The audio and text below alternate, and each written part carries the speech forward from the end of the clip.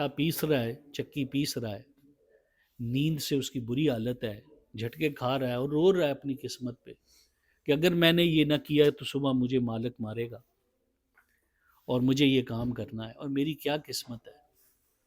نبی علیہ الصلوۃ والسلام اس کے پاس جاتے ہیں، اس سے پوچھتے ہیں سبب کہ تو کیوں روتا ہے۔ وہ اپنا دل کا حال بیان کر دیتا ہے، درد سے روتا ہے۔ حضور فرماتے ہیں کہ تم ایسا کرو، تم تھوڑی دیر آرام کر لو، سو لو، میں تمہاری جگہ یہ چکی پیس دیتا ہوں۔ اس کو نیند آئی ہوتی ہے، وہ پہلے یہ پوچھتا ہے کہ آپ کیوں ایسا کرنا چاہتے ہیں۔ آپ فرماتے ہیں کہ آپ تم کر تو لو۔ اس کو نیند کا غلبہ ہوتا ہے، وہ بیچارہ ایسے ٹیک لگاتا ہے، سوچتا ہے کہ چلو تھوڑی دیر آرام کر لیتا ہوں، سوؤں گا نہیں۔ لیکن جب ٹیک لگاتا ہے تو نیند آ کے پکڑ لیتی ہے، وہ سو جاتا ہے۔ حضور علیہ الصلوۃ والسلام اس کی ساری رات چکی چلاتے ہیں، اس آٹے کو پیستے ہیں۔ اس کی ہڑبڑا کے آنکھ جب کھلتی ہے، جب اس کی نیند کا کچھ جسے کہتے ہیں نا پاور نیپ لے لیتا ہے، کچھ دیر سو لیتا ہے، تو وہ اٹھتا ہے، دیکھتا ہے کہ آٹا پسا ہوا ہے۔ حضور فرماتے ہیں کہ مجھے جانا ہے، اب یہ تمہارا آٹا پس گیا ہے، وہ چلا ہے۔ وہ حضور علیہ الصلوۃ والسلام کی طرف آنکھیں پھاڑ پھاڑ کے دیکھ رہا ہے اور دل سے کہہ رہا ہے کہ یہ کیا بندہ ہے جی، اس نے اللہ نے میری مدد کر دی، خدا نے میری مدد کر دی، میرا کام پورا ہو گیا۔ حضور چلے جاتے ہیں۔ اگلے دن حضور علیہ الصلوۃ والسلام دانستہ طور پر اسی وقت میں اس کے پاس چلے جاتے ہیں۔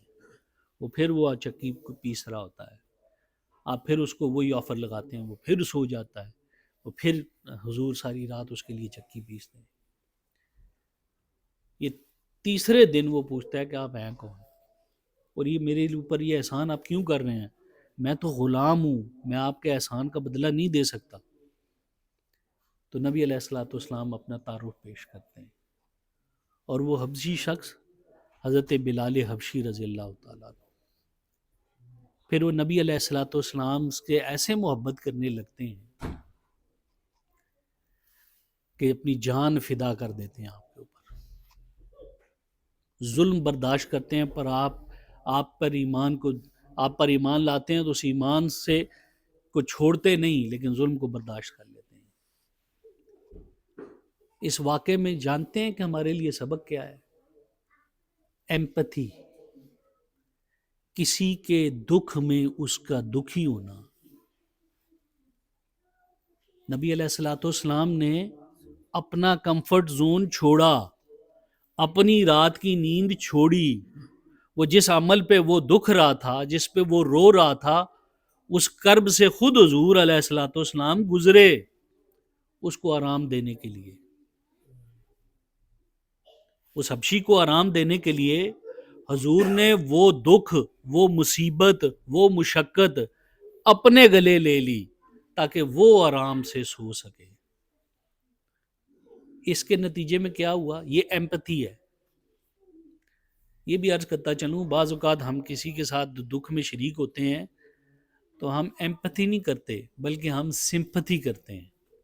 جانتے ہیں سمپتھی اور ایمپتھی میں کیا فرق ہے؟ سمپتھی اور ایمپتھی میں یہ فرق ہے، سمپتھی میں ہم لوگوں سے کہتے ہیں ہاں یار تمہارے ساتھ بڑا ظلم ہوا۔ اگر حضور اس کے پاس بیٹھ کے کہہ دیتے نا کہ یار تمہارے ساتھ بڑا ظلم ہے، وہ بڑا ظالم ہے، اس کو عذاب ہوگا، تم بڑی مشکل میں ہو، تم بڑی مصیبت میں ہو، اللہ تمہاری مشکل کو آسان کرے، یہ ہے سمپتھی، اور حضور وہاں سے اٹھ کے آ کے چلے جاتے ہیں۔ آج ہم کیا کرتے ہیں؟ ہمارا فقط آج کل کا عمل سمپتھی ہے۔ ہم لوگوں کے دکھ میں دکھی ہو جاتے ہیں اور دکھی ہو کے وہاں سے نکل کے آ جاتے ہیں، اب تو جان تیرا دکھ جانے۔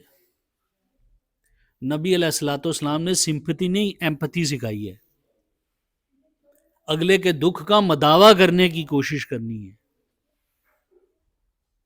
مداوع نہیں کریں گے تو وہ اپنا دل آپ کو کیسے دے گا؟ یاد رکھیں، ہمیشہ ریلیشن ٹو وے سٹریٹ ہوتا ہے۔ اگر آپ کسی سے وفاداری اور محبت چاہتے ہیں تو آپ کو وہ وفاداری اور محبت دینی پڑے گی۔ بغیر محبت دیے اور وفاداری دیے جو محبت اور وفاداری آتی ہے وہ لانگ لاسٹنگ نہیں ہوتی۔ صحابہ کرام جانیں دے دیتے تھے جسم کے ٹکڑے کروا لیتے تھے، پر نبی علیہ الصلوۃ والسلام کی محبت سے دستبردار نہیں ہوتے تھے، کیونکہ یہ ٹو وے سٹریم تھی۔ حضور علیہ الصلوۃ والسلام نے اتنی محبت دی تھی کہ وہ مجبور تھے کہ اتنی محبت لوٹائیں۔ لوگ کہتے ہیں نا ہمیں کوئی عزت نہیں دیتا، آپ کو عزت لوگ دیں گے جب آپ ان کو عزت دیں گے۔ جب آپ عزت دیں گے وہ مجبور ہو جائیں گے آپ کو عزت دینے میں۔ تو نبی علیہ الصلوۃ والسلام نے کیا سکھایا؟ ایمپتھی سکھائی، کہ اگلے کے دکھ کا مداوع کرنے کی کوشش کرنی ہے، جو بھی آپ کی استطاعت ہے، جو بھی آپ کی استطاعت ہے۔ لیکن اگر آپ کسی کے دکھ کا مداوع کی کوشش کرتے ہیں تو آپ کو اپنے کمفرٹ زون سے نکلنا پڑتا ہے۔ نبی علیہ الصلوۃ والسلام نے حد درجے کا اثار و قربانی کی، اپنی رات کی نیند چھوڑی، وہ اس مشقت کو، حالانکہ رسول پاک صلی اللہ علیہ وسلم کے کیا دن کے کام نہیں تھے؟ حضرت بلال حبشی کے لیے چکی چلا کے رسول پاک صلی اللہ علیہ وسلم سارا دن سوئے رہتے تھے۔ ہم تو نائٹ شفٹ کر کے آتے ہیں، سارا دن ہم سوئے ہوتے ہیں۔ حقیقت تو یہی ہے، انسان کی ریکوائرمنٹ ہے۔ پر نبی علیہ الصلوۃ والسلام نے اپنے کام بھی نہیں چھوڑے اور ان کی مدد بھی کی۔ جتنی اللہ نے ان کو قوت دی تھی اس قوت سے انہوں نے اس کی مدد کی، حضرت بلال حبشی کی۔ نتیجے میں حضرت بلال حبشی نے بھی وہ لوٹایا، پھر ایمان لائے، عذاب برداشت کیے پر ایمان کو نہیں چھوڑا، جان گئے کہ یہ ہستی سچی ہیں۔ ایمپتھی، اسوۃ الحسنہ، نبی علیہ الصلوۃ والسلام کا اسوہ، کسی کی مدد میں، ایمپتھی میں، اس کے دکھ کا مداوع کرنا۔ میرے سرکار کی یہ حیات طیبہ اس سے بھری پڑی ہے۔ ایک مرتبہ رسول پاک صلی اللہ علیہ وسلم مدینہ منورہ میں مسجد نبوی میں حاضر تھے، ایک عورت آئی۔ وہ عورت تھوڑی مجنوں تھی، دیوانی تھی، لوگ اس سے دور رہتے تھے، وہ ایسی بے معنی کی باتیں کرتی رہتی تھی، لوگوں کا وقت ضائع کرتی تھی۔ وہ مسجد نبی میں آئی اور دروازے پہ کھڑے ہو کے نبی علیہ الصلوۃ والسلام کو دیکھنے لگی اور اشارہ کرنے لگی، میں نے کچھ بات کرنی ہے۔ حضور صحابہ کرام کے درمیان موجود تھے۔ حضور علیہ الصلوۃ والسلام اس کے پاس اٹھ کر چلے گئے۔ وہ حضور کو لے کر باہر بازار کے چوک تک چلی گئی، دھوپ میں کھڑی ہو کے حضور علیہ الصلوۃ والسلام سے باتیں کرنے لگی، اور حضور پوری توجہ سے کان لگا کر اس کی باتیں سنتے رہے۔ اتنی دیر اس نے گفتگو کی، حضور علیہ الصلوۃ والسلام کا جسم مبارک پسینے سے شرابور ہو گیا، پر حضور نے منع نہیں کیا، اس سے سنتے رہے۔ جب وہ چلی گئی تو صحابہ کرام نے عرض کی، یا رسول اللہ صلی اللہ علیہ وسلم، ہمارے ماں باپ آپ پر قربان ہو جائیں، یہ عورت تو پاگل ہے، یہ تو ایسی لا یعنی باتیں کرتی ہے، لوگوں کے ساتھ وقت ضائع کرتی ہے، آپ اس کے ساتھ کس کی باتیں سننے لگ گئے؟ حضور نے فرمایا، اگر میں اس کی باتیں نہیں سنوں گا تو کون سنے گا؟ آج ہمیں اللہ تعالیٰ تھوڑی سی عزت دیتا ہے تو ہم لوگوں سے کہتے ہیں مختصر کام کی بات ہو ہمارے ساتھ، وقت نہ ضائع کرو۔ وہ ایمپتھی کہ لوگ آپ کے ساتھ کمفرٹیبل فیل کریں، وہ کہاں چلی گئی؟ کیا یہ اسوہ حسنہ نہیں ہے؟ کیا یہ رسول پاک صلی اللہ علیہ وسلم کا طریقہ نہیں ہے؟ ہم نے اس کو بلا دیا۔ ہم کسی بندے کی گفتگو کو سننے کے لیے تیار نہیں ہوتے، ہم کہتے ہیں جی ہم بڑے حق گو ہیں، غلط بات برداشت نہیں کرتے۔ اللہ کے بندو، غلط بات تو برداشت کرنے والی ہوتی ہے، اچھی بات کو کون کہتا ہے کہ میں برداشت نہیں کرتا اچھی بات، سوائے شیطان کے؟ شیطان ہی کہتا ہے کہ میں حق اور سچ کی بات کو، اچھی بات کو قبول نہیں کرتا، غلط بات کو قبول کرتا ہوں۔ باقی انسان جو اپنے آپ کو نیکی کا دعویٰ بھی کرے، اس کو اگر برداشت کرنے کی بات ہوگی تو وہ غلط ہی ہوگی نا، اچھی بات تو اس کی مزاج کے مطابق ہے، وہ تو برداشت کا معاملہ ہی نہیں ہے، وہ تو اس کی چاہت کا معاملہ ہے، تو برداشت کرنے والی بات بری ہی تو ہوتی ہے۔ وہ ایمپتھی، وہ لوگوں کے ساتھ خیر کا سلوک، یہ میرے آقا علیہ الصلوۃ والسلام کا طریقہ تھا، وہ ہم بھول گئے۔ نبی علیہ الصلوۃ والسلام چھوٹی چھوٹی باتوں کا دھیان رکھتے تھے، کسی کا احساس کرنا، یہ چھوٹی چھوٹی باتوں پہ نبی علیہ الصلوۃ والسلام دھیان رکھتے تھے۔ ایک مرتبہ ایک صحابی نے حضور علیہ الصلوۃ والسلام کے گھر پہ کئی دن سے فاقہ تھا.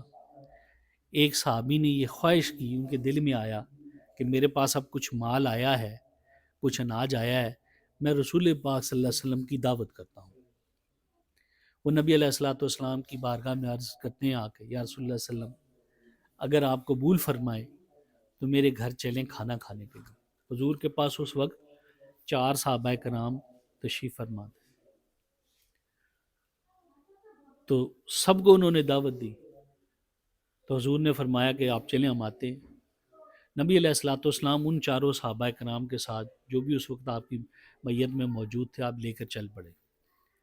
راستے میں ایک اور صحابی، وہ نبی علیہ الصلوۃ والسلام کی زیارت کے لیے حاضر ہو رہے تھے. جیسے حضور اپنے دولت خانے سے باہر تشریف لائے تو وہ بھی حاضر ہو گئے. وہ رسول پاک صلی اللہ علیہ وسلم کے ہمراہ ہوئے چل لیے. اب نبی علیہ الصلوۃ والسلام نے سوچا کہ انہوں نے تو دعوت ہمیں 4 بندے اور میں 5واں تھا، اب یہ ایک بندے کا اضافہ ہو گیا، ایسا نہ ان کے اوپر بوجھ ہو جائے. تو حضور علیہ الصلوۃ والسلام نے صحابہ کرام کو روکا اور ان کو بلا کے کہا کہ اب یہ ایک شخص بڑھ گیا ہے، اگر آپ پسند کریں تو ہم پھر کسی دن آ جائیں گے، اب یہ ایک بندے کا اضافہ ہے، آپ پر بوجھ ہو جائے گا. انہوں نے عرض کی یا رسول اللہ صلی اللہ علیہ وسلم، آپ ضرور ان کو بھی لے کر آئیں. لیکن یہ کیا تھا؟ احساس. ہمارے ہاں تو کوئی کسی کے مہمان چلا جائے، 4 بندے چلے گئے، اگر اس نے کوئی ہماری مرضی کے مطابق خدمت نہیں کی تو ہم یہ کہتے ہیں یار اس سے تو 4 مہمان نہیں برداشت ہوتے، ہمارے تیور چڑھ جاتے ہیں، اس نے تو ہمیں انٹرٹین ہی سیدھا نہیں کیا، اس نے تو دیکھو اس کو تو سلیقہ ہی نہیں ہے مہمانوں کو انٹرٹین کرنے کا. کسی کا احساس نہیں. بلائے تھے 4، گئے 14 بغیر احساس کیے. اور اگر وہ بندہ رشتہ دار ہے تو وہ رشتہ دار کے اوپر اور چڑھائی، پھر اس کا تماشا دیکھیں گے. یہ اب یہ 4 کی دعوت کر کے 14 گئے ہیں تو اب دیکھیں گے کتنی کیسے انٹرٹین کرے گا، اس کا تماشا دیکھنا.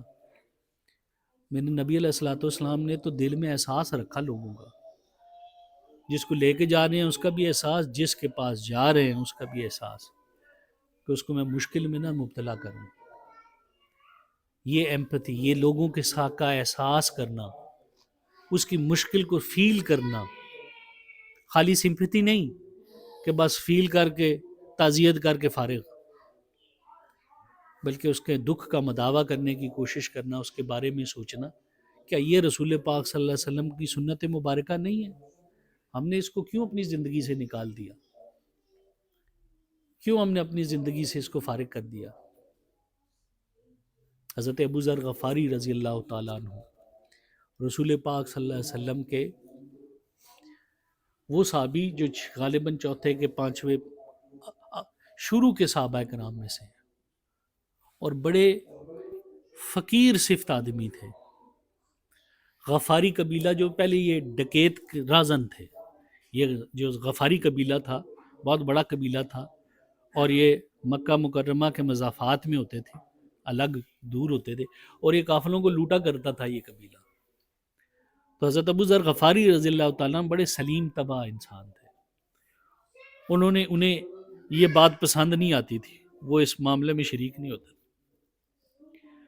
تو جب رسول پاک صلی اللہ علیہ وسلم نے اپنی نبوت کا اعلان فرمایا تو ان کو جب معلوم چلا تو انہوں نے اپنے بھائی کو بھیجا کہ جاؤ دیکھ کر آؤ کہ یہ کون ہے. یہ پہلے بھی انہوں نے بتوں کی پوجا کرنی چھوڑ دی تھی، ان کا دل نہیں مانتا تھا. تو جب حضور علیہ الصلوۃ والسلام نے نبوت کا اعلان فرمایا تو انہوں نے اپنے بھائی کو بھیجا ذرا دیکھ کر آؤ مکہ میں کہ یہ کون ہے. وہ بھائی آئے، آ کے دیکھ کر نبی علیہ الصلوۃ والسلام کے بارے میں چلے گئے اور جا کے بھائی کو بتایا کہ وہ اچھائی کی دعوت دیتے ہیں، برائی سے روکتے ہیں، اور وہ دعوت دیتے ہیں کہ ایک خدا ہے، اس کی عبادت کرو. اور ساتھ ایک تیسرا جملہ کہا کہ لوگ ان کو نہیں مانتے، لوگ ان کی مخالفت کرتے ہیں. آج ہمیں بھی ہوتا ہے نا کہ ہم نیکی کی بات کرتے ہیں، اچھائی کی دعوت دیتے ہیں، اگر ہم کسی نیک کام پہ قائم ہو جائیں تو سب سے پہلے اپنے گھر سے ہی مخالفت شروع ہو جاتی ہے. اوے تو نے داڑھی رکھ لی ہے، اب تجھے کیا ملے گی نوکری، تو نے کیا کرنا ہے زندگی میں. کوئی نیکی کا کام ہم شروع کرتے ہیں، پہلی مخالفت گھر سے ہی آ جاتی ہے. اور اسی طرح معاشرے میں مخالفت ہوتی رہتی ہے. مخالفت کی پرواہ کرنے لگیں گے تو کبھی نیکی نہیں کر سکیں گے، کیونکہ نیکی کی ہمیشہ مخالفت شیطان کے چیلے کرتے رہیں گے. نفس کے بندے نیکی کی مخالفت کرتے رہیں گے، یہ ختم نہیں ہوگی. اور اگر آپ نے ان کی پرواہ کرنی شروع کر دی، پھر آپ نیکی نہیں کر سکیں گے. یہ خود آئے، کہتے ہیں میں خود جا کے دیکھتا ہوں. جب مکہ معظمہ آئے تو نبی علیہ الصلوۃ والسلام کے بارے میں جو سن رکھا تھا بڑے جوش میں تھے کہ کیا واقعی ایسے ہیں. تو اسی عقیدت اور محبت میں کسی مکہ والے سے پوچھ لیا نبی علیہ الصلوۃ والسلام. وہ جہاں سے پوچھا اس نے خوب پٹائی لگائی. وہ یہ سمجھا کہ شاید یہ بھی مسلمان ہونے آیا ہے. اور مکہ والوں نے خوب درگت بنائی، آپ کی پٹائی لگی تو اب یہ خاموش ہو گئے. اب یہ مکے میں آئے ہوئے تھے، ملنا بھی چاہتے تھے. اب یہ حرم پاک میں ہی 2-3 دن یہ رہے، اب کھانے پینے کو بھی نہیں تھا. کسی صحابی کی نظر آپ کے اوپر پڑی تو آپ نے دیکھا کہ یار یہ بندہ کو باہر سے آیا، لگتا ہے یہ مکہ معظمہ کا نہیں ہے. اور میں اسے کہا 2 دن سے دیکھ رہا ہوں، 2-3 دن سے یہ حرم پاک میں ہی سو رہا ہے، لیٹ رہا ہے. تو میں اسے پوچھوں صحیح یہ کون ہے. احساس. وہ صحابی ان کے پاس گئے، جا کے ان سے پوچھا کہ بھئی آپ خیریت ہے، آپ مجھے لگتا ہے باہر سے آئے ہیں، میں کافی دنوں سے اسے دیکھ رہا ہوں، تو میں آپ کو مہمان نہ بنا لوں اپنا. اب ان کو احساس تھا کہ یہ بندہ یار میں اس کو یہیں لیٹا دیکھتا ہوں، کوئی کھاتے پیتے آتے جاتے میں نے اس کو دیکھا نہیں ہے، تو مشکل میں ہی ہوگا. بجائے اس کے کہ پوچھا جائے بھائی کھانا کھائیں گے آپ، اس سے جو پوچھا جائے اور وہ کہے کہ ہاں میں کھانا کھاؤں گا، سوال ہو گیا. اللہ والے کبھی اس میں جواب یہ ایسے نہیں دیتے ہاں میں کھاؤں گا، کیونکہ یہ سوال ہے ہاں میں کھانا کھاؤں گا. انہوں نے مہمان بنا لیا، 2 دن مہمان رہے ان کے. نہیں بتایا میں کیسے آیا ہوں، کیونکہ آپ مار کھا چکے تھے. ان کو یہ تھا یار کہیں ایسا نہ ہو یہ بھی گھر سے نکالے مارے آگے سے. بتایا نہیں کہ میں کس لیے آیا ہوں. پھر انہوں نے صحابی نے خود ہی پوچھا، ان کی باتوں سے اندازہ لگا کے کہ آپ محمد رسول اللہ صلی اللہ علیہ وسلم کو ملنے کے لیے آئے ہیں، دیکھنے کے لیے. انہوں نے کہا ہاں میں انہیں دیکھنے آیا ہوں. تو رسول پاک صلی اللہ علیہ وسلم کے پاس انہوں نے کہا میں آپ کو لے چلوں گا، لیکن آپ اور میں جدا جدا جائیں گے، الگ الگ جائیں گے. اگر میں آپ کے ساتھ گیا تو لوگوں کو شک ہو جائے گا کہ میں آپ کو لے کے جا رہا ہوں، تو الگ الگ جائیں گے. ان کو دار ارقم میں رسول پاک صلی اللہ علیہ وسلم کے پاس لے گئے، اور وہاں حضرت ابو ذر غفاری رضی اللہ تعالیٰ عنہ نے کچھ زیادہ لمبے چوڑے سوال کیے ہی نہیں، 2 باتیں کی اور ایمان لے آئے. 2 باتیں کی، ایمان لے آئے. عرض کرنا چاہتا ہوں یہ ایمپتھی، کسی کا احساس. آپ اور ہم نے سب نے سنا ہے، بچپن سے ہمیں ایف ایس سی میں بھی پڑھایا جاتا ہے ایثار. صحابہ کرام کی ایک جماعت ایک غزوہ میں زخمی ہو گئی، ایک کے پاس پانی لے کر گئے، اس نے کہا مجھ سے زیادہ وہ بوڑھے ہیں ان کے پاس لے جاؤ. دوسرے کے پاس لے کے گئے تو انہوں نے کہا کہ وہ زیادہ زخمی ہے، تیسرے کے پاس لے جاؤ. کرتے کرتے وہ 7 بندوں کے پاس گئے، اور جب 7ویں نے کہا کہ پہلے والے کے پاس جاؤ تو پہلے کے پاس آئے تو وہ شہید ہو گئے. یہ کیا تھا؟ دوسرے کا احساس کہ میری ضرورت سے زیادہ اس کی ضرورت ہے، کسی کی ضرورت کو اپنی ضرورت سے زیادہ بڑا سمجھنا. کیا یہ صحابہ کرام کا طریقہ نہیں ہے؟ یہ کیوں ہم نے بلا دیا؟ یہ کہاں چلا گیا؟ کیا یہ اسوہ حسنہ نہیں ہے؟ نبی علیہ الصلوۃ والسلام دوسرے بندے کی، جسے کہتے ہیں نا دل کی کیفیت کو، ایسا نہیں کہ یہ کوئی ہم یہ کہتے پھریں کہ نبی علیہ الصلوۃ والسلام کا خالی دلوں کے حال جانتے تھے، مگر نبی علیہ الصلوۃ والسلام نے ہمیں سکھانے کے لیے طریقے بھی بتائے کہ کسی کا احساس کیسے کیا جاتا ہے. گھر سے شروع کرتے ہیں اس احساس کو. امی جان عائشہ صدیقہ رضی اللہ تعالیٰ عنہ سے ایک مرتبہ رسول پاک صلی اللہ علیہ وسلم نے فرمایا کہ عائشہ جب آپ میرے سے خوش ہوتی ہیں تو بھی مجھے معلوم چل جاتا ہے، اور جب آپ میرے سے خوش نہیں ہوتی، آپ کے دل میں کچھ ہوتا ہے، تو بھی مجھے معلوم ہو جاتا ہے۔ تو امی جان عائشہ صدیقہ رضی اللہ تعالیٰ عنہ کی، یا رسول اللہ صلی اللہ علیہ وسلم وہ کیسے، یہ آپ کیسے کہتے ہیں؟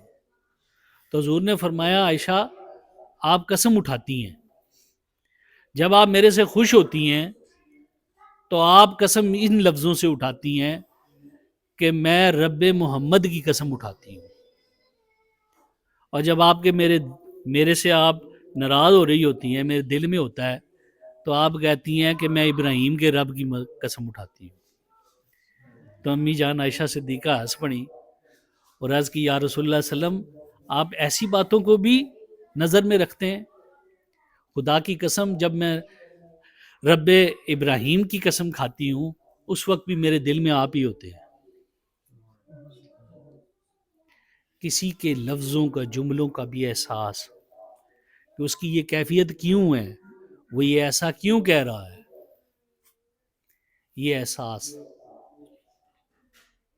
جب یہ آپ احساس کرنے لگیں گے تو اللہ تبارک و تعالیٰ اس کی برکتیں آپ کو عطا کرے گا، آپ کو لوگوں کی خیر کا ذریعہ فرما دے گا، نیکی آپ کے دامن میں سمٹ کر آنے لگ جائے گی۔ حضرت شرف الدین رحمۃ اللہ تعالیٰ علیہ ایک بہت بڑے بزرگ گزرے ہیں دلی میں، آپ کے ایک مرید تھا، وہ مرید کی 6 بیٹیاں تھیں، اور وہ آ کے آپ سے عرض کرتا، حضرت کہ میری 6 بیٹیاں ہیں اور ایک بیٹی کو بیانے کا خرچہ، اس کی شادی کرنے کا خرچہ 1000 دینار ہے،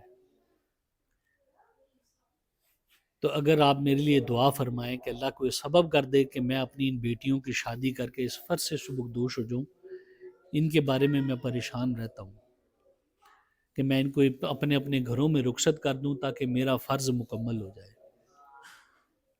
آپ دعا فرماتے، وہ جب خانقاہ شریف میں آتا اور آ کے دعا کرا کے جاتا تو اس کا ایک پڑوسی تھا جو عیسائی تھا، وہ اس کا مذاق اڑاتا۔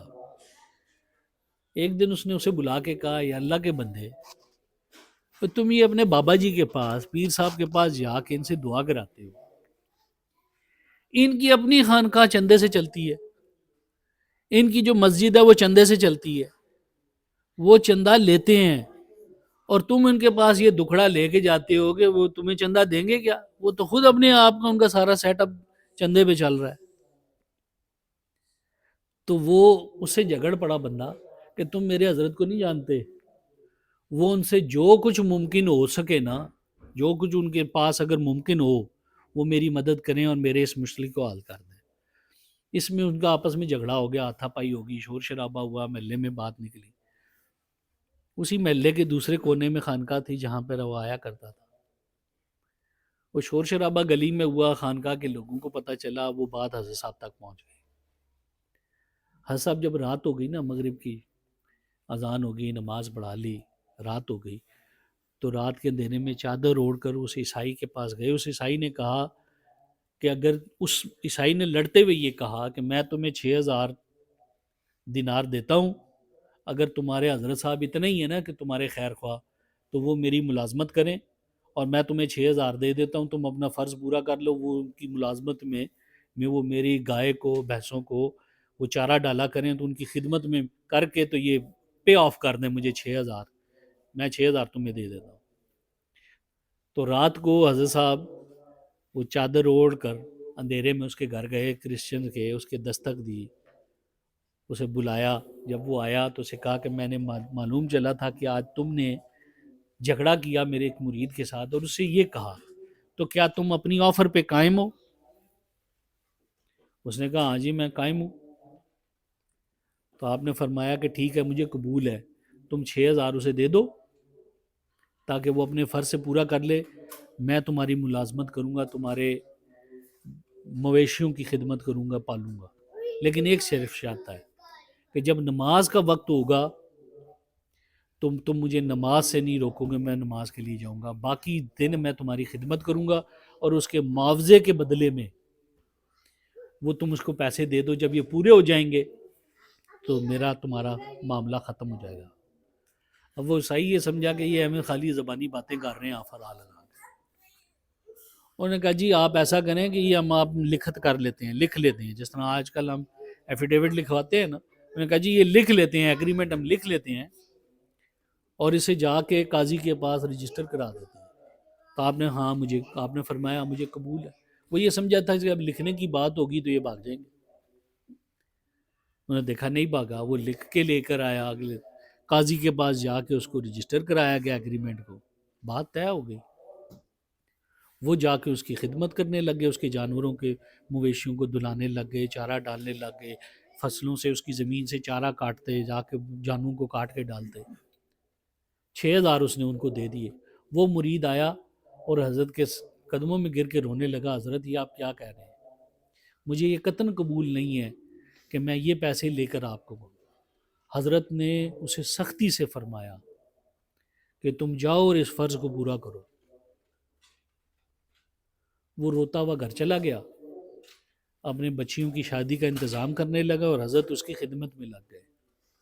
یہ بات شہر میں پھیلتے پھیلتے جو شہر کا والی تھا اس تک پہنچ گئی۔ وہ جو شہر کا گورنر تھا، والی تھا، وہ حضرت کی خدمت میں آیا کرتا تھا۔ وہ آیا اور اپنے ساتھ 12,000 دینار لے کر آیا اور عرض کرنے لگا حضرت یہ مجھے قبول نہیں کہ آپ ایک عیسائی کی ملازمت کریں، یہ میں 12,000 لے کر آیا ہوں، اس سے آپ نے 6,000 لیے ہیں، آپ 12,000 دینار اس کو دے کے اپنے اس ایگریمنٹ کو ختم کر لیں۔ تو آپ نے فرمایا کہ تم نے یہ 12,000 دینے ہیں، مجھ پہ شرطیں نہ لگاؤ کہ میں کیا کروں، اگر تم نے یہ دینے ہیں تو دے دو، نہیں تو اپنے پیسے لے جاؤ۔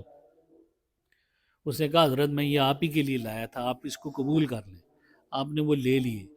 جب وہ لے لیا آپ نے 12,000 تو اپنے مریدین میں سے اعلان کرایا اور کسی کی بچیاں رہتی ہیں، وہ 12,000 بھی ان لوگوں کو دے دیے جن کی بچیوں کی بیاہ رہتے تھے، شادیاں رہتی تھیں، ان کی ضرورت پوری ہوگی، خود وہ اسی طرح اس کی مزدوری کرنے لگے۔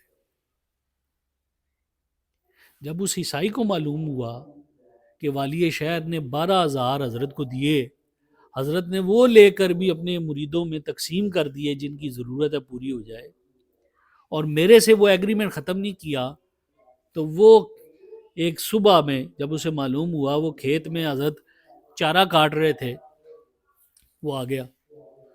اس نے کہا جی کہ میں نے ہمیشہ آپ کی مخالفت کی ہے پر مجھے سمجھ نہیں آیا کہ یہ آپ نے کیا کیا ہے۔ تو حضرت شرف الدین رحمۃ اللہ علیہ نے فرمایا اللہ کے بندے، جب سے میں نے یہ تیری خدمت کرنی شروع کی ہے نا، اپنی ملازمت کر کے اپنے دوستوں کی، مسلمانوں کی، اپنے مریدوں کی ضرورت کو پورا کیا ہے، میں نے وہ روحانی ترقی پائی ہے جو میں خود اپنی ذاتی عبادات سے نہیں پا سکا۔ اس لیے تو مجھے تو مزہ ہی اب آیا ہے، مجھے تو مزہ ہی اب آیا ہے، اسی کام میں اللہ نے برکت رکھی ہے میرے لیے، مجھے تو یہی میری ساری عبادت ہے۔ وہ رو کے کہنے لگا میں نے آج تک آپ کی مخالفت کی ہے پر اب میں نہیں کر سکتا، آپ مجھے کلمہ پڑھا کے مسلمان کر لیں۔ ایمپتھی، کسی کا احساس اور اس کے لیے آؤٹ آف دا وے جانا۔ رسول کریم صلی اللہ علیہ وسلم کی حدیث مبارکہ ہے، حضرت ابن عباس رضی اللہ تعالیٰ عنہ اس کی روایت فرماتے ہیں، ایک مرتبہ حضرت ابن عباس عمرے میں اعتکاف بیٹھے ہوئے تھے، ایک شخص آپ کے پاس آیا، آ کے اس نے عرض کی حضرت فلانے بندے سے میرا کام ہے، اگر آپ کہہ دیں گے تو وہ میرا کر دے گا، مگر آپ اعتکاف بیٹھے ہیں، جب آپ اعتکاف سے اٹھیں تو کر لیجئے گا۔ نفلی اعتکاف بیٹھے تھے وہ، تو انہوں نے کہا چلو آؤ میرے ساتھ۔ وہ باہر نکلے، جوتیاں پہننے لگے تو اس نے یاد کرایا حضرت آپ اعتکاف میں ہیں۔ حضرت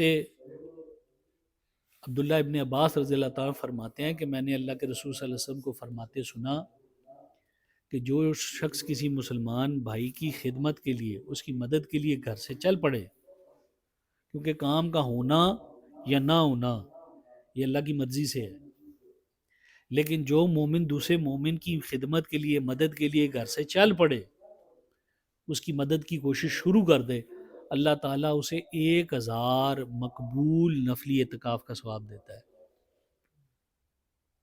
ایمپتھی، کسی کی مدد کرنی ہے، کسی کا دکھ کا احساس کرنا ہے، صرف احساس نہیں کرنا بلکہ اس کی مدد کی کوشش بھی کرنی ہے۔ یہ میرے رسول پاک صلی اللہ علیہ وسلم کا طریقہ ہے۔ یہ دل کے اندر جو احساس ہے کسی بھی عمل کے ساتھ، وہ اصل ہوتی ہے اس روح کے اندر۔ جس طرح ہمارے جسم کے اندر ایک روح ہے نا، اس نے ہمیں انسان بنا رکھا ہے۔ فقط اگر یہ روح نکل جائے تو جسم ایک میت ہے، جس کا کوئی نام نہیں، اس کے کوئی حقوق نہیں، وہ کوئی اختیار نہیں رکھتی۔ میت کسی چیز کی مالک ہوتی ہے؟ نہیں ہوتی، میت کوئی اختیار نہیں رکھتی۔ لیکن یہ روح کے ساتھ یہ اختیار واپس آ جاتے ہیں۔ بالکل اسی طرح عمل ایک بت ہے، ایک جسم ہے، اس عمل کے اندر جو احساس ہے وہ اس عمل کو وہ درجہ عطا کرتا ہے کہ وہ رب کی بارگاہ میں قبول ہوتا ہے۔ لیکن اگر اس سے وہ احساس کو جدا کر لیا جائے، اس عمل کی روح کو نکال لیا جائے، وہ فقط ایک ظاہر مجسمہ رہ جاتا ہے۔ اسی لیے اللہ والے اس دل کے اوپر محنت فرماتے ہیں۔ اللہ والوں کی ساری نگاہ دل پر ہوتی ہے کہ اگر یہ دل درست ہو جائے، آپ کا احساس درست ہو جائے گا۔ جب آپ کا احساس درست ہو جائے گا، اگر ظاہری طور پہ بحیثیت انسان آپ کے عمل میں کجی بھی رہ گئی، تو اللہ اس نیک احساس کے بدلے سے، نیک نیت کی برکت سے اس کے زائل اثرات آپ کے اوپر ظاہر نہیں فرماتا۔ ورنہ ہر عمل جو ہم کرتے ہیں، برا عمل، اس کا ایک سیاہ دھبا ہمارے دل پر لگ جاتا ہے۔ ہم ظلمت کی ایک گہرائی میں، ظلمت کی طرف دھکیل دیے جاتے ہیں ہر گناہ کے ساتھ۔ جب ہم توبہ کرتے ہیں، اللہ تعالیٰ اس سیاہ دھبے کو ہٹا دیتا ہے، اس ظلمت کو، اس برائی کو، بدبختی کو ہم سے دور فرما دیتا ہے۔ لیکن ہم تو گناہ کرتے چلے جاتے ہیں، بضد رہتے ہیں اس پہ۔ ہم نے ہر چیز کو رسم و رواج بنا لیا ہے۔ آپس کے معاملات بھی ہمارے رسم و رواج میں ہیں۔ فلانے نے میری بات مانی تھی، میں اس کی بات مانوں گا۔ فلانے نے میرے ساتھ اچھا سلوک کیا تھا، میں اس کے ساتھ کروں گا۔ اللہ کے لیے نہیں ہمارا اچھا سلوک ہوتا۔ اچھا سلوک ہوتا ہے اس نے میرے ساتھ اچھا کیا تھا، میں اس کو کروں گا۔ اس نے مجھے دعوت پہ بلایا تھا، میں اسے دعوت پہ بلاؤں گا۔ کیسا رسم ہے یہ؟ حالانکہ دعوت پہ اس لیے بلایا جائے کہ مومن ایک دوسرے سے محبت کرنے لگے، خیر میں مددگار ہو جائے۔ اس لیے نہیں کہ میں اپنے کام سے نکلوا لوں گا، میرے کام ہوں گے میں کرا لوں گا۔ للہیت، وہ جو اصل روح ہے کسی بھی فعل کی، کسی بھی ریلیشن کی، وہ فقط تب ہے کہ جب آپ کے اندر ایمپتھی ہوگی۔ اور اس پہ قرآن پاک شاہد ہے۔ قرآن پاک اس پر شاہد ہے کہ ایمپتھی کے بغیر کوئی ریلیشن ڈیولپ نہیں ہوتا، کوئی راہ ہموار نہیں ہوتی جب تک آپ ایمپتھی نہیں رکھتے کسی کے لیے۔ سورہ بقرہ میں اللہ تبارک و تعالیٰ نے جہاں حضرت ابراہیم علیہ السلام نے اللہ کی بارگاہ میں یہ عرض کی کہ باری تعالیٰ تو کیسے زندہ کرے گا، میں یہ دیکھنا چاہتا ہوں۔ تو اللہ نے پوچھا کیا تجھے یقین نہیں؟ اے ابراہیم تجھے یقین نہیں؟ تو حضرت ابراہیم نے عرض کی یا باری تعالیٰ مجھے یقین ہے کہ تو زندہ کرے گا، میں تو اطمینان قلبی کے لیے یہ عرض کر رہا ہوں کہ مجھے معلوم ہو کہ تو کیسا زندہ کرے گا۔ تو اللہ تعالیٰ نے کیا فرمایا کہ تو 4 پرندے لے لے، پھر انہیں اپنے ساتھ مانوس کر، پھر انہیں ذبح کر، اور 4 پہاڑوں کے اوپر ان کے ٹکڑوں کو پھیلا دے۔ یہ آیت کریمہ غالباً سورہ بقرہ کی 260 ہے، 260 آیت ہے۔ اس میں جو آج کے موضوع سے تعلق رکھتی ہے اور جو سمجھنے کی بات ہے وہ یہ ہے کہ وہ اپنے ساتھ مانوس کر لے، ان پرندوں کو اپنے ساتھ مانوس کر لیں۔ ذرا ذہن دوڑائیں، سوچ کو، فکر کو دوڑائیں، ذرا سمجھیں مانوس کیسے ہوگا۔ میں آپ سے کہہ دوں آپ میرے سے مانوس ہو جائیں گے تو ہو جائیں گے۔ آپ تو میری زبان سمجھتے ہیں، میں آپ کے ساتھ کمیونیکیٹ کر سکتا ہوں۔ آپ کو میں کہہ دوں آپ میرے ساتھ مانوس ہو جائیں، تو میرے کہنے سے آپ مانوس ہو جائیں گے، یا آپ مجھ سے کہہ دیں کہ حضرت آپ میرے ساتھ مانوس ہو جائیں، تو کیا میں آپ کے کہنے سے، آپ کے جملوں سے مانوس ہو جاؤں گا؟ وہ تو جانور ہے، جانور تو زبان بھی نہیں سمجھتے. تو پھر حضرت ابراہیم علیہ السلام ان کو مانوس کیسے کریں گے؟ یاد رکھیے، مانوس ان کی خدمت اور کیئر کر کے کیا جاتا ہے. مانوس خدمت اور کیئر کر کے کیا جاتا ہے، تب مانوس ہوتا ہے کوئی. صحابہ کرام کی خیر خواہی رسول پاک صلی اللہ علیہ وسلم ہر لحظہ مانگتے رہے. صحابہ کرام کیسے مانوس ہوئے کہ صبح نبی علیہ الصلوۃ والسلام کے چہرے مبارک کی دیدار، اور رات رسول پاک صلی اللہ علیہ وسلم کا حضور کے گرد حلقہ بنا کر بیٹھے. حضور پاک صلی اللہ علیہ وسلم کا فرمان، آپ کا طریقہ ان کی زندگی کا محور بن گیا. کیسے؟ کیونکہ حضور علیہ الصلوۃ والسلام نے مانوس کیا ان کو اپنے ساتھ، ان کی خیر خواہی رسول پاک صلی اللہ علیہ وسلم نے چاہی. کوئی یہ کہہ دے کہ ویسے ہی کوئی میرے ساتھ مانوس ہو جائے، میری عزت کرے، ایسا ممکن نہیں ہے. آپ کو ہمیشہ مانوس کرنے کے لیے کیا کرنا پڑے گا؟ خدمت کرنی پڑے گی، ایمپتھی شو کرنی پڑے گی، اس کے دکھ کا احساس کرنا پڑے گا. سمپتھی نہیں، سمپتھی سے آگے بڑھ کر ایمپتھی، اس کے دکھ کا مداوع کرنے کی کوشش کی جائے. میں نہیں کہتا کہ آپ کسی کا دکھ دور کر لیں گے، کیونکہ دکھوں کا دور ہونا اللہ کی مرضی سے ہے، لیکن کیا کریں گے؟ کوشش میں لگ جائیں گے. کوشش کرنا، یہ کوشش کرنا کسی کے دکھ کو دور کرنا، یہ آپ کو مانوس کرتا ہے. کسی کی خیر خواہی کر، کوئی جملہ تیز بھی کہہ جاتا ہے، کوئی ایسا جملہ بھی کہہ جاتا ہے کہ جو بے ادبی ہے، آپ کو لگتا ہے کہ ایسا ہی بات اس کو نہیں کہنی چاہیے تھی، وہ کہہ جاتا ہے. اس کو سن لینے سے، وقت پر اس کو سمجھانے سے آپ کا تعلق ڈیولپ ہوگا، مانوس ہوں گے. یہ ہے ایمپتھی. ہم سب ایک تربیت سے گزرتے ہیں. میرے مرشد کریم سیدی پروفیسر محمد مقصود الہی نقشبندی دامت برکاتہم العالیہ، ان کے ساتھ جو تعلق رکھتا ہے وہ جان لیتا ہے کہ حضرت صاحب بہت بڑے دل کے مالک ہیں. بہت سے لوگ ان کی مجلس میں حاضر ہوتے ہیں اور ان کو یہ بات سمجھ نہیں آتی کہ اس مجلس کے ادب کیا ہے، مگر میں نے کبھی کسی کو حضرت صاحب کو ٹوکتے ہوئے نہیں دیکھا کہ ایسا نہ کرو، ایسا نہ کرو. وقت آنے پر حضرت صاحب سمجھاتے ہیں، وقت آنے پر اس کو تعلیم دی جاتی ہے، اور پھر وہ جانتا ہے کہ ہو میں تو یار ماضی میں یہ بھی کرتا رہا، یہ بھی کرتا رہا، یہ تو میری بڑی غلطیاں تھیں، مجھے تو پتہ ہی نہیں تھا یہ بات. تو میرے حضرت صاحب کا طریقہ رسول پاک صلی اللہ علیہ وسلم کا طریقہ ہے.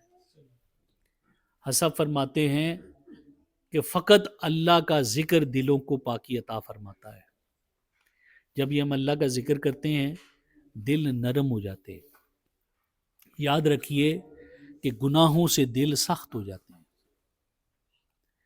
گناہ سے دل سخت ہو جاتا ہے، اور جب بندہ اس گناہ کو دھلنے کی کوشش نہیں کرتا، اس کی توبہ نہیں کرتا، اس کی تلافی کوشش نہیں کرتا، یہ سیاہ سیاہ ہوتے ہوتے ہوتے دل کو زنگ لگ جاتا ہے. قرآن پاک اس پر شاہد ہے. منافقین اور کفار کے دل سخت ہو گئے تھے. کلام پاک میں اللہ نے فرمایا، کسی جگہ فرمایا کہ ان کے دلوں کو زنگ لگ گیا ہے، کسی جگہ فرمایا کہ ان کے دل سیاہ ہو گئے ہیں، مردہ ہو گئے ہیں. حالانکہ وہ جیتے جاگتے انسان تھے، پر ان کے دل مردہ تھے، کیونکہ ان کے اندر وہ احساس کی کیفیت نہیں تھی. وہ ایمان کا نور جو منتقل ہوتا ہے اس احساس کے بعد ہوتا ہے، وہ نہیں تھا ان کے پاس.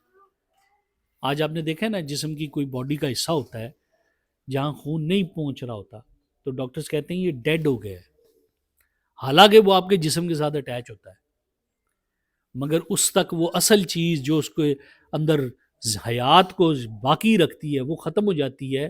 تو وہ جسم کا حصہ تو ضرور ہوتا ہے مگر وہ ڈیڈ ہو چکا ہوتا ہے. اسی طرح ہمارے دل کے اندر یہ جو احساس ہے کسی کا، یہ اصل روح ہے، اس کے اصل چیز ہے ہمارے اعمال کے اندر. اگر اعمال کے اندر سے ہم اس احساس کو ختم کر دیں تو اس کی اصل روح ختم ہو گئی، وہ اعمال جو ہے وہ کسی قابل نہیں رہا۔ نمازیں پڑھیں، قرآن پاک نے فرمایا نا، جو لوگ اپنی نمازوں کا دھیان نہیں رکھتے برائی ہے ان کے لیے۔ ایسی نمازیں ہوں گی جو ان کے منہ پہ مار دی جائیں گی۔ وہ کون سی نمازیں ہوں گی؟ وہ نمازیں ہوں گی جن کو اس احساس، قلبی احساس کے ساتھ انہوں نے نہیں پڑھا تھا۔ وہ جو نمازیں انہوں نے احتیاط کے ساتھ اس کا اہتمام نہیں کیا تھا، وہ نمازیں، یعنی جن نمازوں کی روح کو جدا کر کے انہوں نے ادا کیا تھا، وہ نمازیں وہ ہوں گی جو ان کے منہ پہ مار دی جائیں گی۔ عبادت کی روح وہ احساس ہے، اگر یہ احساس ختم ہو گیا عبادت ختم ہو جائے گی۔ دل کا ذکر اس احساس کو زندہ کرتا رہے گا۔ میرے مرشد کریم سیدی پروفیسر محمد مقصود الہی نقشبندی دامت برکاتہم العالیہ، آپ اس دل کے ذکر کی اجازت عطا فرماتے ہیں تاکہ لوگوں کے دل زندہ رہیں، یہ احساسات ان کے زندہ رہیں۔ حضرت والا نے لوگوں کی آسانی کے لیے مجھ ناچیز کو اجازت عطا فرمائی کہ میں حضرت صاحب کی طرف سے یہ اجازت لوگوں تک پہنچا دوں۔ تمام حاضرین اور سامعین کو یہ دل کے ذکر کی اجازت، یہ نعمت آپ تک پہنچ گئی۔ اگر اس دوائی کو آپ نے استعمال کر لیا تو انشاءاللہ العزیز آپ کے دل کے اندر حیات باقی رہے گی۔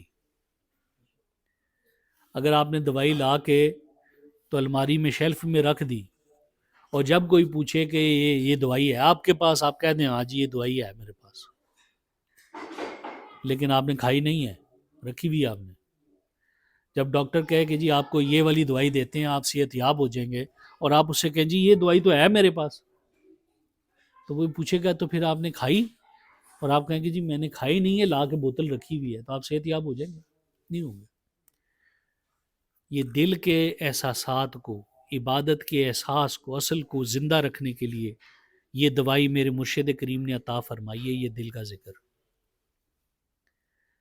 اس دوائی کو اگر آپ نے استعمال کیا تو آپ کا دل زندہ و جاوید رہے گا، آپ کے دل میں حیات باقی رہے گی۔ اگر آپ اس سے بے بہرا ہو گئے، دوائی استعمال ہی نہ کی، اور پھر تلاش کرتے پھریں مجھے نماز میں مزہ نہیں آتا، پھر تلاش کرتے پھریں کہ مجھے عبادت میں دل نہیں لگتا، پھر احساس کرتے پھریں فلانا میرا عزت نہیں کرتا، لوگوں کے ساتھ گلہ ہی رہتا ہے، پھر بندے کو کوئی میری عزت نہیں کرتا، کوئی میرا خیال نہیں کرتا، یہ گلے کرتے کرتے بندہ دنیا سے نکل جاتا ہے۔ اگر اس دل کے ذکر کو کریں گے، اللہ تبارک و تعالیٰ آپ کے دل کو حیات عطا فرمائے گا، اور اس حیات کی برکت سے اللہ تعالیٰ آپ کو سکون عطا فرما دے گا۔ پھر آپ کے ساتھ کوئی برا بھی کرتا ہے تو آپ اس در پہ ہوں گے کہ میں اس کے ساتھ اچھائی کروں، کیونکہ آپ نے رب کو راضی کرنا ہے، کسی بندے کو راضی نہیں کرنا۔ کیا کرنا ہے؟ ہر وقت کھاتے پیتے پڑھتے پڑھاتے توجہ دل کے مقام پر۔ دل کا مقام کیا ہے؟ بائیں طرف، الٹی طرف، پستان سے 2 انگلی نیچے، تھوڑا پہلو کی طرف، یہ دل کا مقام ہے۔ ہر مرد اور عورت، بچہ ہو بوڑھا، اس کا دل کا مقام یہ ہے۔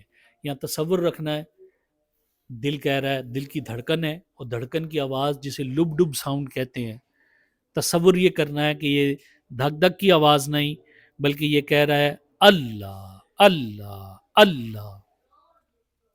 ہر وقت کھاتے پیتے پڑھتے پڑھاتے جو کام کرتے ہیں کرتے رہیں، ایک لاشعوری توجہ اپنے دل کی طرف، کے دل کی دھڑکن کہتی ہے اللہ اللہ اللہ۔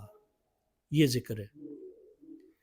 اس ذکر کو میں جانتا ہوں کہ ہم دنیا میں اتنے محو ہو گئے ہیں، دنیا کے خیالات ہم پر اتنے حاوی ہو گئے ہیں کہ ہمیں تو خواب میں بھی وہی باتیں آتی ہیں جو دن میں چل رہی ہوتی ہیں۔ ہم تو خواب بھی وہی دیکھتے ہیں جس معاملے پہ دن میں غور کر رہے تھے۔ جو اس برادری کے حالات، جو کسی معاملے کے ساتھ لوگوں کے ساتھ حالات چل رہے ہوتے ہیں نا، وہی خوابیں آتی ہیں۔ ہمارے اوپر یہ باتیں اس قدر سوار ہو جاتی ہیں، یہ سوچیں اتنی سوار ہوتی ہیں۔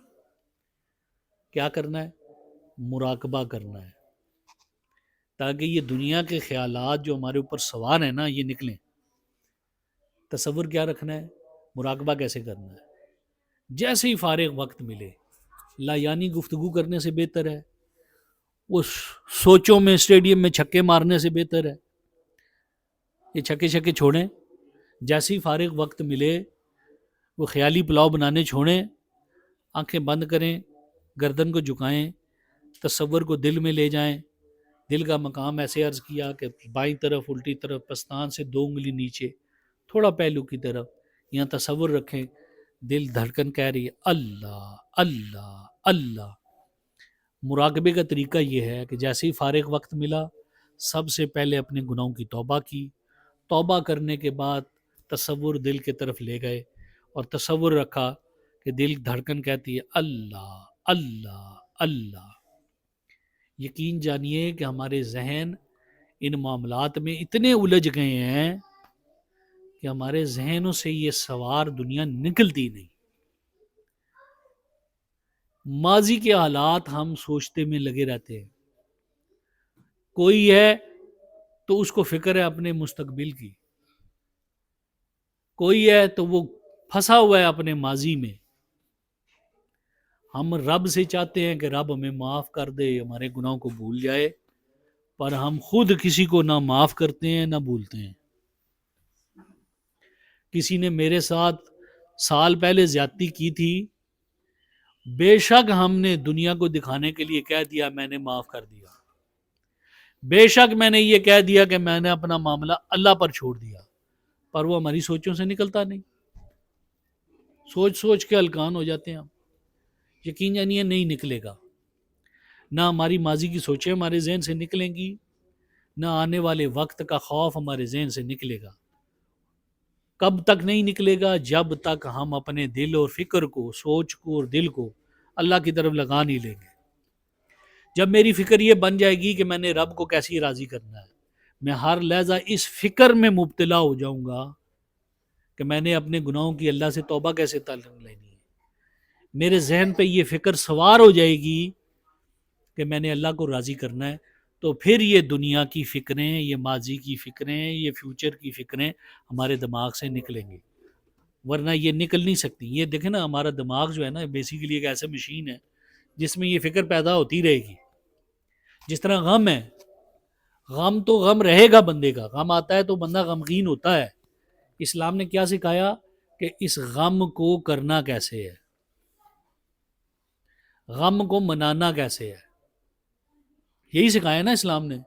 خوشی آتی ہے، ہر بندہ خوش ہوتا ہے، آپ خوشی کو روک نہیں سکتے، لیکن اسلام نے یہ سکھایا کہ خوشی کو منانا کیسے ہے، سیلیبریٹ کرنا کیسے ہے۔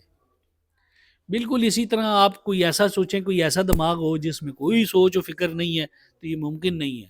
یہ آئی مشین ایسی کہ جس میں فکر و سوچ لگنی ہے، لہٰذا اپنی فکروں کو تبدیل کر لیں، دنیا کی اور ماضی کی اور فیوچر کی فکروں سے نکل کر اللہ تعالیٰ کی رضا اور اپنے گناہوں کی توبہ کی فکر میں لگ جائیں۔ اور یہ تب ممکن ہوگا جب آپ یہ ذکر کی طرف توجہ کریں گے، جب وقت ملنے پر مراقبہ کریں گے تو اللہ تعالیٰ آپ کی فکر کے دھارے کو، فکر کی ڈائریکشن کو چینج کر دے گا۔ پہلے فکر تھی ماضی کی کہ فلانے نے میرے ساتھ زیادتی کی، اللہ اس کو بدل دے گا اور وہ یہ آئے گا یار میں نے یہ بھی گناہ کیا، میں نے یہ زیادتی کی، اللہ مجھے معاف کر دے۔ فیوچر کی خبر یہ ہوگی، ابھی فکر یہ ہوتی ہے دنیا کی، میں یہ بنا لوں، بچوں کا کیا بنے گا، فلانے کا کیا بنے گا، میں یہ کر لوں۔ جب آپ اس ذکر مراقبے میں لگ جائیں گے تو اللہ اس فکر کو تبدیل کر دے گا مستقبل کی فکر میں۔ کون سی مستقبل کی فکر میں؟ کہ اللہ مجھ سے راضی کیسے ہوگا، میری قبر میں میرا حال کیا ہوگا، یہ فیوچر کا آپ سوچنے لگ جائیں گے۔ خدا کی قسم انسان کسی نہ فکر میں رہتا ہے، ہمیں یہ فکروں کو تبدیل کرنا ہے ان فکروں کے ساتھ جو میری زندگی کو آسان کر دیں، جو میرے اگلے سفر کو آسان کر دیں، اور یہ فقط تب ممکن ہوگا جب میرے مرشد کی اس دوائی کو آپ استعمال کریں گے۔ یہ میرے مرشد کریم نے جو دوائی دی ہے نا، پیرانے کبار کی طرف سے یہ دوائی جو ملی ہے، یہ دل کا ذکر اور مراقبہ، اگر آپ اس کو استعمال کریں گے فکریں تبدیل ہو جائیں گی، وہ فکریں لگ جائیں گی جس سے ہمیں فائدہ ہے، ان فکروں سے نجات حاصل ہوگی جو لا یعنی ہے، جس کا ہمیں کوئی فائدہ نہیں ہے۔ اب ماضی میں کس نے میرے ساتھ کیا اس نے مجھے کوئی فائدہ دینا ہے سوائے اس کے کہ میں دکھی ہوں. آنے والے وقت میں اپنے بچوں کے لیے کیا بنا سکا یہ فکر مجھے کیا ہوگی, یہ مجھے دکھی کرے گی, مجھے آج اللہ تعالیٰ کی نافرمانی پر اکسائے گی کہ میں حلال حرام کا خیال کیے بغیر اپنا فیوچر سیکیور کرنے میں لگ جاؤں. لیکن اگر یہ فکر بدل جائے گی کہ میرے قبر میں میرا کیا ہوگا, میں کبھی اللہ کی نافرمانی کی طرف نہیں جاؤں گا. خدا کی قسم میرے پیرانے کی بار کے اس تحفے کو استعمال کر کے دیکھیے, میرے مرشد کریم کی اس دوائی کو استعمال کر کے دیکھیے, اللہ آپ کو شفا عطا فرمائے گا, اللہ یہ فکریں بدل دے گا. اپنے گناہ یاد آئیں گے, اپنی قبر یاد آئے گی. ماضی میں گناہوں کو یاد کر کے اللہ سے توبہ کریں گے, آنے والے وقت میں اپنی قبر کو یاد کر کے اللہ کو راضی کرنے کی کوشش میں لگ جائیں گے. جب تک یہ انسینٹیوز آپ کے پاس نہیں ہوں گے نا, آپ نیکی نہیں کر سکتے. دیکھیں آج ہمیں گناہ کی طرف انسینٹیوائز کیا جاتا ہے, انسینٹیو دیا جاتا ہے گناہ کا. انسان کی فطرت ہی ایسی ہے, لالچی ہے, انسینٹیو لیتا ہے. تو آپ اپنی یہ فکروں کو کبھی تبدیل نہیں کر سکتے جب تک آپ یہ دوائی استعمال نہیں کریں گے. اور آپ کے پاس جیسے ہی آپ دوائی استعمال کریں گے, یہ اللہ کے ذکر کی آپ کی فکریں اور سوچیں بدل جائیں گی, انسینٹیو آپ کے بدل جائیں گے, دھارا بدل جائے گا, لالچ بدل جائے گی. پھر یہ لالچ ہوگی کہ میں اپنے گناہ بخشوا لوں, پھر یہ لالچ ہوگی میری قبر ٹھنڈی ہو جائے. اللہ تعالیٰ اللہ والوں کی برکت سے ہمیں یہ نعمت عطا فرمائے, اور اس نعمت کی برکت کو حاصل کرنے کے لیے استقامت ہاتھ سے نہیں چھوڑنی. آپ بیمار ہوتے ہیں, ڈاکٹر سے دوائی لیتے ہیں, شفا نہ ہو تو واپس جاتے ہیں نا ڈاکٹر کے پاس. پرسکرپشن آپ نے دی تھی, یہ دوائی استعمال کی, ابھی تک فاقہ نہیں ہوا, جاتے ہیں نا واپس. ہر عقل مند آدمی جائے گا. جو اگر جس بندے کی دوائی لے کے آیا, دوائی ٹھیک نہیں ہوئی, اور آپ ڈاکٹر کے پاس جانا چھوڑ دیں, تو آپ اس بندے کو عقل مند نہیں کہتے. آپ اسے کہتے ہیں یار کیسا ہے احمق آدمی ہے, جاؤ go back to the doctor and tell ہم کہ جو دوائی تم نے دی ہے, استعمال کی ہے, فاقہ نہیں ہو رہا. دوائی دی ہے, استعمال کی ہے, فاقہ نہیں ہو رہا, پھر ڈاکٹر علاج بھی کرتا ہے. خدا کی قسم ہم یہ ہر ہفتے یہ مجلس سے جا کے بیٹھتے ہیں, یہ ریوزٹ کرتے ہیں اپنے اس ایقان کو, اپنے اس عہد کو. یہ میرے مرشد کریم کی برکت سے, آپ کے حکم سے یہ مجلس سجائی جاتی ہے ہر سیٹرڈے. میرے پیرانے کے بار کی برکتیں اس مجلس کے اندر شامل ہوتی ہیں, اس لیے کہ ہم دوبارہ سے وہ اپنے عہد کی تجدید کر لیں, اپنے اس ارادے کو دوبارہ سے ری ایشور کر لیں کہ ہم اپنے سوچ کا دھارا بدلیں گے. اور وہ کیسے ہے, اس دوائی کو استعمال کریں گے. یہ دوائی آپ کو ملی ہے, یہ ذکر قلبی کی دوائی. اللہ تعالی ہمیں اس سے شفا عطا فرمائے. میرے پیرانے کے بار کی برکت سے اللہ تعالی ہمارے سینوں کو شفا یاب فرمائے اور نور معرفت سے منور فرمائے. وما توفیقی الا باللہ. اس کے علاوہ ایک اور چیز عرض کرتا چلوں, 5 وقت نماز فرض ہے. جس نے 5 نمازیں پڑھی فقط وہی بے نمازی ہے, باقی جس نے 5 نہیں پڑھی وہ بے نمازی ہے. بے نمازی کی کوئی نیکی قبول نہیں کی جائے گی. نماز ہی نہیں پڑھی اس نے, بیسک حکم ہی نہیں. بے نمازی کے بارے میں صحابہ کرام کے فتوے ہیں, ان کو مسلمانوں کے قبرستان میں نہ دفناؤ. ذرا خود سوچیں, جس کے وجود کو, میت کو مسلمانوں کے درمیان پسند نہیں کیا گیا, وہ جس مجلس میں رہتا ہے, جس گھر میں رہتا ہے, اس میں کیا حال ہوگا. جس نے 4 نمازیں پڑھی دن کی, 3 نمازیں پڑھی, قضا ہو گئی یا قضا نہیں پڑھی, وہ بے نمازی کہلائے گا. جس نے 5 نمازیں پوری پڑھ لی وہی نمازی ہے. قضا ہو گئی ہے شرعی عذر کی وجہ سے, قضا پڑھے, چھوڑ نہیں سکتا. جب نماز پڑھے تو یہ پگڑی یا ماما سر پہ باندھ لیں. ایسا نہیں کہ نماز ہوگی نہیں, نماز ہو جائے گی, مگر حضور علیہ الصلوۃ والسلام کی حدیث مبارکہ حضور فرماتے ہیں یہ پگڑی باندھ کر جو نماز پڑھتا ہے اس کی ایک نماز کے بدلے میں 25 نمازوں کا ثواب ملے گا.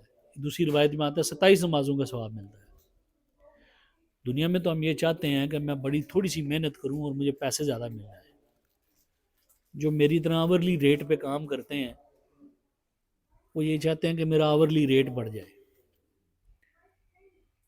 جو کانٹریکٹ پہ کام کرتے ہیں وہ یہ کہتے ہیں کہ جی ہمارا کانٹریکٹ ویلیو بڑھ جائے. ہر بندہ یہ چاہتا ہے نا پے رائز مل جائے, پیسے بڑھ جائیں. تو یہ پے رائز اللہ تعالیٰ دے رہے ہیں, پیسے بڑھا رہے ہیں آپ کے, کہ اگر یہ کپڑا باندھ کے سر پہ نماز پڑھیں گے تو ایک کے بجائے 25 نمازوں کا ثواب مل جائے گا. آفر ہے آپ کے پاس. لیکن عجیب بات ہے کہ نیکی کی آفر کو ہم قبول نہیں کرتے, دنیا کی آفر کو قبول کرتے ہیں. اللہ میں یہ سمجھ عطا فرمائے کہ اصل آفر قبول وہ کرنی ہے جس کا لانگ لاسٹنگ فائدہ ہے. لیکن یہ فکر تب آتی ہے جب بندہ مجلس میں حاضر ہوتا ہے. میرے مرشد کریم کی مجلس میں یہ برکتیں ہیں کہ تدریجاً گریجولی آپ کی سوچ بدل جاتی ہے. یہ جو فیض ہوتا ہے نا, یہ فیض کوئی ایسی مٹیریل چیز نہیں ہے کہ شاپنگ بیگ میں آپ کو پکڑا دیا یہ لو بھائی 1 کلو فیض, یہ 2 کلو فیض, یہ 3 کلو فیض. یہ فیض ایسی چیز نہیں ہے. فیض آپ کی سوچ اور پرائیورٹیز کا بدل جانا ہے. جب آپ کی سوچ اپنے گناہوں کو دیکھنے لگتی ہے, گناہوں پہ توبہ کرنے لگتی ہے, اس فکر میں آپ لگ جاتے ہیں, اپنی قبر کی اصلاح کی فکر میں آپ لگ جاتے ہیں, یہ اصل میں فیض ہے. فیض کوئی 1-2 کلو والا شاپر نہیں ہے. فیض آپ کی پرائرٹیز کا بدل جانا ہے. جس کو آپ دکھ کہتے ہیں, اب نبی علیہ الصلوۃ والسلام کا فکر جو ہے اختیاری ہے. حضور علیہ الصلوۃ والسلام کو یہ اختیار دیا گیا تھا کہ آپ چاہیں تو بادشاہ اور نبی بن جائیں, چاہیں تو اللہ کے بندے اور نبی بن جائیں. حضور نے اس کو اختیار فرمایا. حضور فرماتے ہیں الفقر و فخر و منی, بھوکا رہنے میں نبی علیہ الصلوۃ والسلام نے انجوائے کیا کہ میرا رب مجھ سے راضی ہے, میں اپنے رب کی عبادت میں شعار ہوں, میں اپنے رب کی طرف متوجہ ہوں. پیٹ بھر جائے یا بھوکے رہیں, اللہ کی طرف متوجہ رہے, یہ اصل مقصد ہے. اللہ تعالیٰ ہمیں یہ توفیق عطا فرمائے. اللہ والوں کی مجلس کی برکت سے اللہ یہ نعمتیں عطا فرماتا ہے.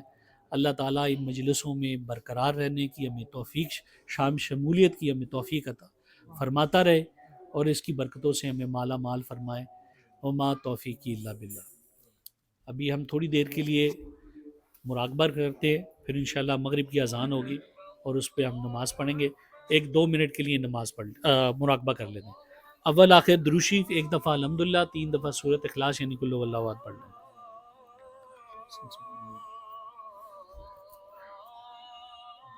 الحمدللہ.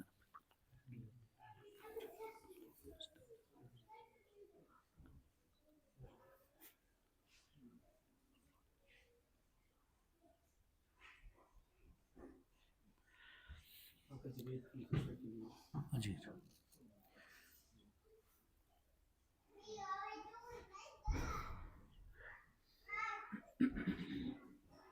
اللہم صلی علی سیدنا مولانا محمد وعلی آل سیدنا مولانا محمد مبارک وسلم وصلی علیہ. رب کریم جو ختم شیخ پڑھا اپنی بارگاہ میں قبول و منظور فرما لیجیے. اس کا جو ثواب رسول پاک صلی اللہ علیہ وسلم کی خدمت میں ہدیۃً تحفۃً پیش کرتے ہیں, قبول و منظور فرما لیجیے. رب کریم اس کی برکت سے ہمارے دلوں کو نور معرفت سے منور فرما دے. وصلی اللہ تعالیٰ علی خیر خلقہ محمد وآلہ وصحبہ اجمعین برحمتہ یا ارحم الراحمین. تمام حضرات مراقبہ کیجیے, اگر ممکن ہو کوئی چادر یا کپڑا سر پہ ڈال سکیں تو ڈال لیجئے تاکہ توجہ حاصل ہو سکے. آنکھیں بند کر کے گردن کو جھکا کے اپنی توجہ دل کی طرف لے جانی ہے. سب سے پہلے اپنے گناہوں کی توبہ کریں گے. رب کریم ہم نے جتنے صغیرہ کبیرہ گناہ کیے, جان کے کیے, انجانے میں کیے, چھپ کے کیے, ظاہراً کیے, باری تعالیٰ تیری پکڑ بڑی سخت ہے, مجھ سے خطا ہو گئی, رب کریم میرے گناہ بخش دے. توبہ کرنے کے بعد آنکھیں بند کر لیں, گردن کو جھکا لیں, تصور کو اپنے دل کے مقام پر لے جائیں اور تصور رکھیے کہ دل کی دھڑکن کہتی ہے اللہ اللہ اللہ. جو اشعار پڑھے جائیں گے یہ صرف نصیحت کے لیے ہیں.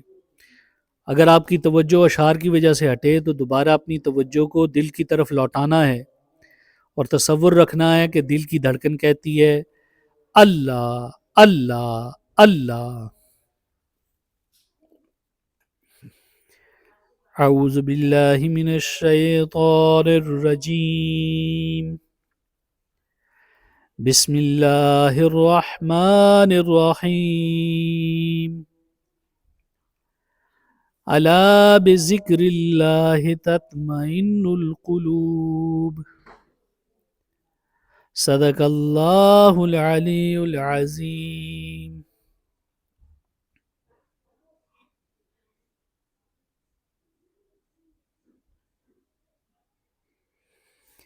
یاد کر تو اے بشر آخر ہے جانا خاک میں، یہ باغ بنگلے چھوڑ کر ہے گھر بسانا خاک میں. اوروں کو تو دیکھتا تھا جاتے ہوئے خاک میں، ایک دن تجھ کو بھی دیکھے گا زمانہ خاک میں. اللہ اللہ اللہ ہی اللہ بولو بندیا، اللہ ہی اللہ بول. اللہ ہی اللہ بولو بندیا، اللہ ہی اللہ بول. بڑے بڑے اتھے پیرا پا گئے، آخر قبراں بچ سما گئے. بڑے بڑے اتے پھیرا پا گئے، آخر قبراں وچ سما گئے.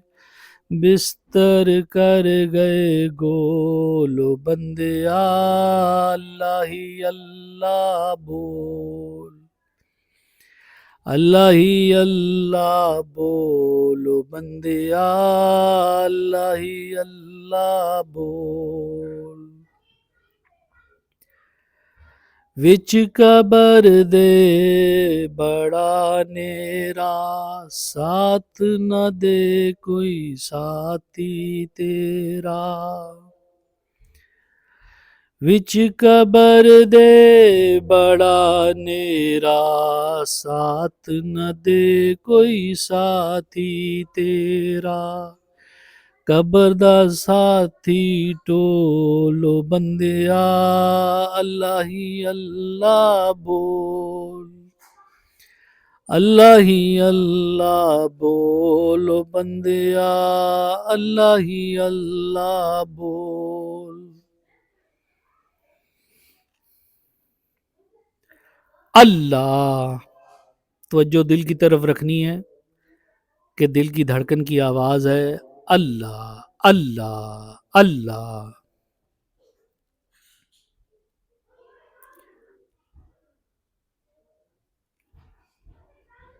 موت کا رکھ دھیان، آخر موت ہے.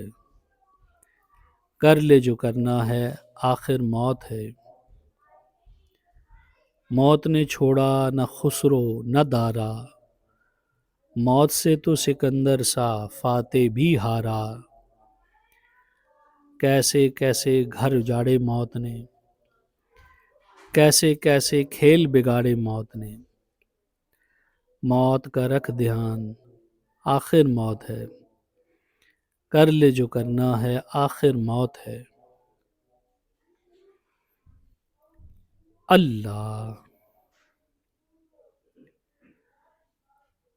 عمر لگ جائے خضری میرے پیر کو، میرا پیر خانہ سلامت رہے.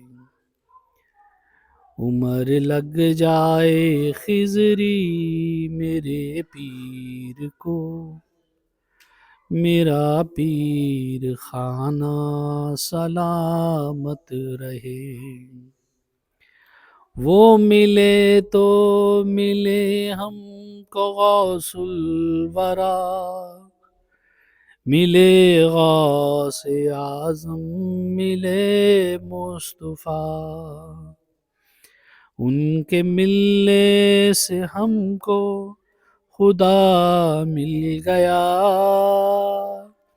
ایسا پیر کامل یگانہ سلامت رہے، عمر لگ جائے خضری میرے پیر کو، میرا پیر خانہ سلامت رہے، روز محشر تلک یا الہی، پیر کا آستانہ سلامت رہے۔ اللہ اللہم آمین۔ یا رحیم یا کریم یا ستار یا غفار یا رب العالمین، اللہم صلی علی سیدنا و مولانا محمد وعلی آل سیدنا و مولانا محمد وبارک وسلم وصلی علیہ۔ یا رب کریم، یہ جو مجلس کا انعقاد کیا گیا، کلام پاک کو سیکھا گیا، سکھایا گیا، یا رب کریم ذکر اذکار کیا گیا، اس تمام مجلس کی کارروائی کو قبول و منظور فرما۔ یا اللہ اس کی برکتوں سے ہمارے سینوں کو نور معرفت سے منور فرما۔ یا اللہ ہمارے صغیرہ کبیرہ گناہ بخش دے۔ یا اللہ ہمیں شر شیطان، شر جن، شر ان، شر نفس سے پناہ عطا فرما، حاسد کے حسد سے پناہ عطا فرما، برے عملیات کرنے والوں کے عملیات سے پناہ عطا فرما، فتنہ مال، فتنہ دجال، فتنہ بے حیائی سے پناہ عطا فرما۔ یا رب کریم، جو بیمار ہیں انہیں شفاء کاملہ عاجلہ دائمہ مثمرہ عطا فرما۔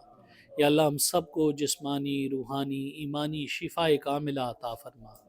یا اللہ جن کو تو نے صحت کی دولت سے مالا مال فرمایا، رب کریم انہیں اس نعمت پر شکر کی توفیق عطا فرما۔ یا رب کریم ہم سب کو اپنے شکر گزار بندوں میں شامل فرما۔ یا اللہ ہمیں کثرت سے شکر کرنے کی توفیق عطا فرما۔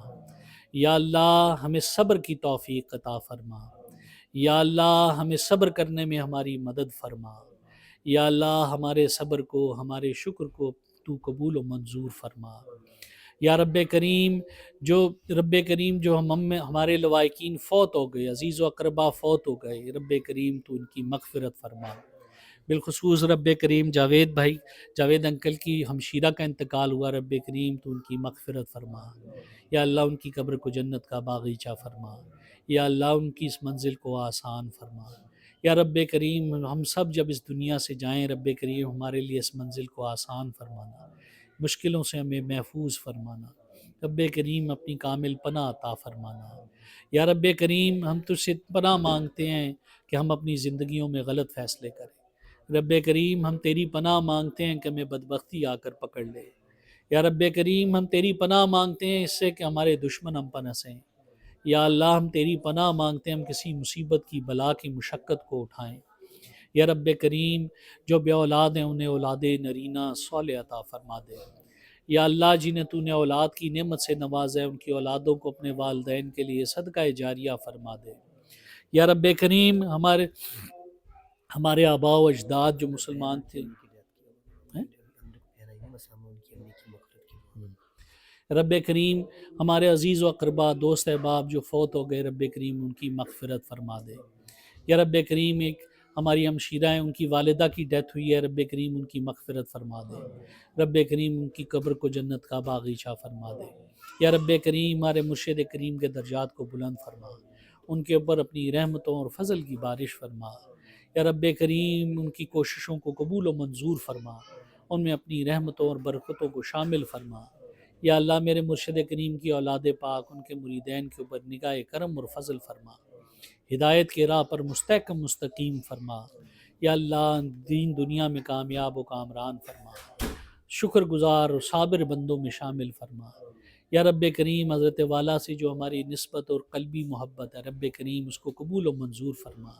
یا اللہ اس کی برکتوں سے ہمیں مالا مال فرما، اس میں برکت اور اضافہ عطا فرما۔ یا رب کریم حاضرین مجلس جو دلوں میں دعائیں لے کر آئے ہیں، رب کریم تو اپنے محبوب پاک کی برکت سے، رب کریم ہم اپنے پیرانے کے بار کے وسیلے سے عرض کرتے ہیں، رسول پاک سب کی برکت سے ان کی دعاؤں کو قبول و منظور فرما۔ یا اللہ جو طلب کرتے ہیں اگر وہ ہمارے مقدر میں نہیں، رب کریم اس کا بہترین نعم البدل عطا فرما۔ یا اللہ ہم تجھ سے راضی ہو جائیں، تو ہم سے راضی ہو جا۔ یا اللہ ہم تیرے فیصلے پہ راضی ہونا چاہتے ہیں، ہمیں اطمینان عطا فرما۔ یا اللہ تو ہم سے راضی ہو جا۔ یا اللہ ہمیں صحابہ کرام کی راہ پر چلا۔ یا اللہ ہمیں آل بیت کی محبت سے سرشار فرما۔ ان اللہ و ملائکتہ یصلون علی النبی یا ایھا الذین آمنوا صلوا علیہ وسلموا تسلیما۔ اللہم صلی علی سیدنا مولانا محمد وعلی آل سیدنا مولانا محمد وبارک وسلم وصلی علیہ وصلی اللہ تعالی علی خیر خلقہ محمد وآلہ وصحبہ اجمعین برحمتک یا ارحم الراحمین۔ اللہم آمین۔